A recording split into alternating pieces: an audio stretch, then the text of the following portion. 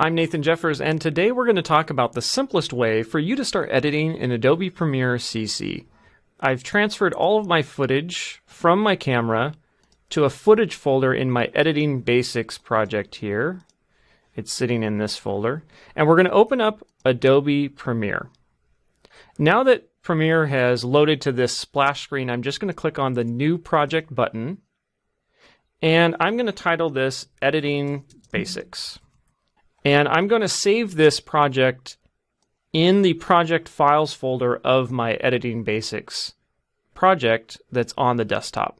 So I'm going to click on Browse, go to my desktop, Editing Basics, and my project files. The first thing you want to do is just import your footage into Premiere. So we're going to go up to File, Import, and then find the location of our media. In this case, it's on the desktop, Editing Basics, Footage, and I have this folder, Scott Pilgrim Picture Show 6/30/17. So I'm going to select all of that footage to import.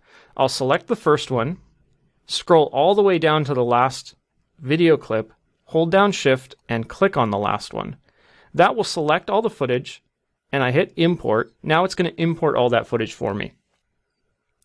Now that all your footage is imported into Premiere, I like to sort it by name. That's usually not the default for some reason in Premiere when you have it in your icon view. So I'll click on this little double triangled Sort Icons button and click on Name. It's going to sort all of my footage by the name. Usually that's the order in which they were filmed, so it gives me a better way of grouping all of my footage. So the easiest way to start editing your footage is just by clicking and dragging them over onto the timeline over here. The timeline is where you're going to build your edit, your final video. So what it's actually done behind the scenes is created a new timeline. You'll see a duplicate here, what looks like a duplicate of the footage, but it actually has a little sequence icon here. And what we can do is just simply single click on the name, and then instead of naming it exactly the same name as the clip, we'll just name it Scott Pilgrim Picture Show, the name that we want our actually final video to be named. I'll hit return, and now we have a project that's just Scott Pilgrim Picture Show with our clip inside of it. And now we can just start adding more clips. So say we want this one to be next, and then finally this clip. Once we have all of our footage that we want on the timeline, or at least our first few shots, I'm going to show you how to use simply two tools to start editing. The first one is the selection tool. The shortcut is V, and this is the most basic kind of tool in Premiere. So if you want to move a clip from left to right, and actually if you want to shorten a clip, you can use the selection tool. The way that you do that is in Premiere, a lot of the tools are context sensitive, meaning they will change depending on what you are hovering over. So if I hover over the beginning of this clip, you'll see that it turns into a little bracket with an arrow next to it pointing right.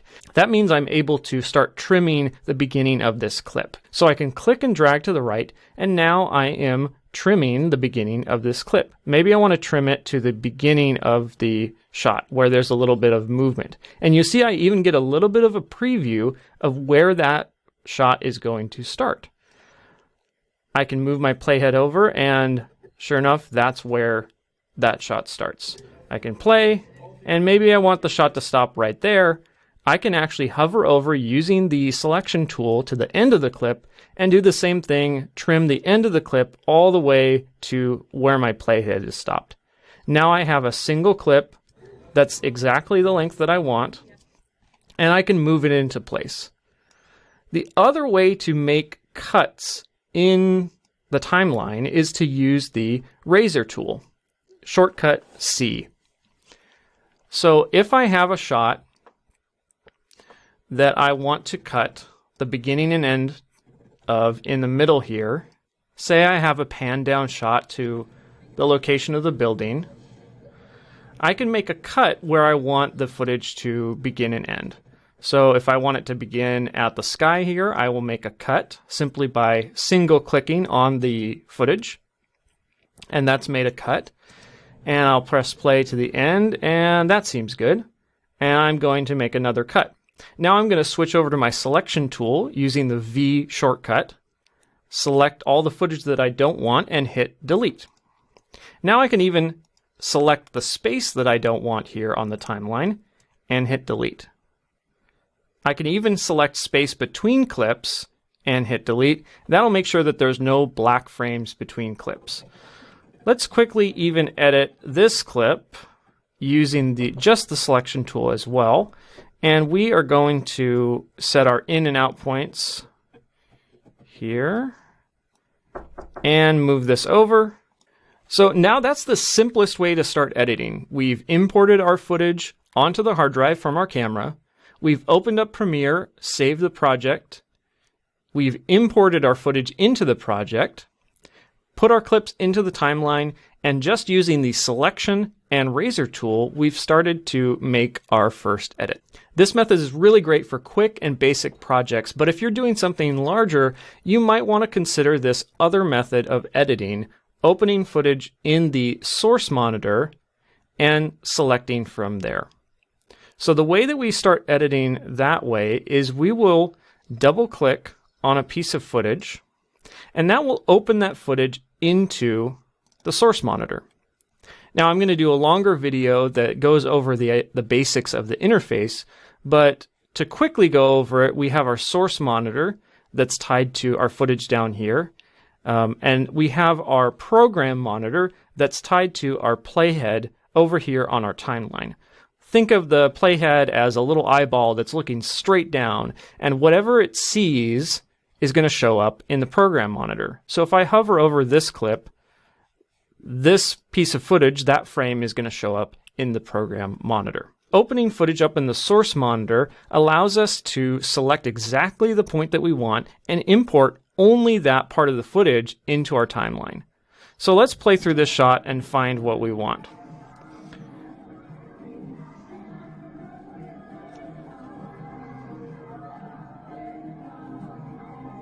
That looks like a pretty good pan establishing the location here. So I'm going to make an in by clicking the Mark In button. Shortcut is I. Hit play. And stop where I want it to stop and set an out point. Now I can simply click and drag the thumbnail here down onto the timeline, and that will bring in just that part of the footage.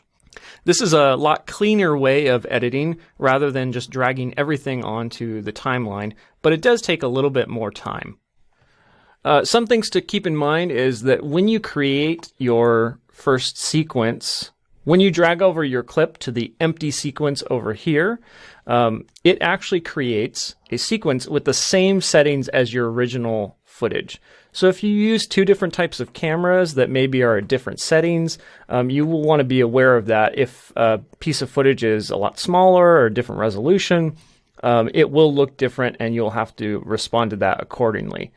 Say, for instance, you import an image into your project and it's not the exact size of your sequence, it's going to be a little bit smaller. So let's import one right now. I have a poster of Scott Pilgrim. So I'm going to go to Desktop, Editing Basics, Images, and then this is the poster for the film. I'm going to import that and then click and drag it onto my timeline. And what you can see is that is a very low resolution image. I want that to fill the screen. So I will right click on the clip and then select Set to Frame Size. If you have an image or a piece of footage that is a different size as your sequence, you can always right click and use the Set to Frame Size shortcut as a way to match everything up together. Another thing to be aware of as you're editing your videos, sometimes you want to have people talking and then have footage appear over the top of them. So for instance, if you're editing a news package like this story, you will have an interview and then you might have some B-roll over the top as the interviews are going on. So I shot some interviews here and I'm going to bring this particular interview into the timeline and I will find a good soundbite from this first interview. So let's go ahead and listen to this interview. I loved it. It was so, yeah, honestly, the lights were amazing. I like that soundbite, so I'm going to use my razor tool with the shortcut C and make a cut at the end of the soundbite, and then move back over to the beginning of the soundbite and make a cut. So I'm going to switch back to the selection key using the shortcut V and then delete the footage that I don't want. Now I have my one soundbite, but I want to put some B-roll over the top of that. Maybe some footage of the actual event. So let's find some footage of people enjoying the film. That looks great. But I just want to bring in the video. So I've double-clicked on this, opened it up in the source monitor, and I'm going to use my in and out method of editing. So I'm going to set an in point here and hit play using spacebar, and that seems like a good moment. Set an out point. And now instead of clicking and dragging on this thumbnail, I'm only going to bring in the video by clicking and dragging on the video film strip icon here and bring this onto video track 2. So now, while I have them speaking, I loved it. It was so, yeah, honestly, the lights were amazing. Now I hear them, but I am seeing the footage that is on the top. Again, I use the metaphor of the playhead as an eyeball looking straight down. So if you look at the timeline, I have a clip of the audience on top of the interview, and so that is going to be the image that shows up in our final video during that segment. And I can extend it, move it around wherever I want it to be, and I can continue adding more clips in this manner. So if you had a lot of different sound bites and interviews, you could have all of them be on video track 1, and then all of your B-roll is on video track 2. That's another great way to keep organized. So this has been a very, very basic introduction into Premiere Pro CC. I'm going to do a much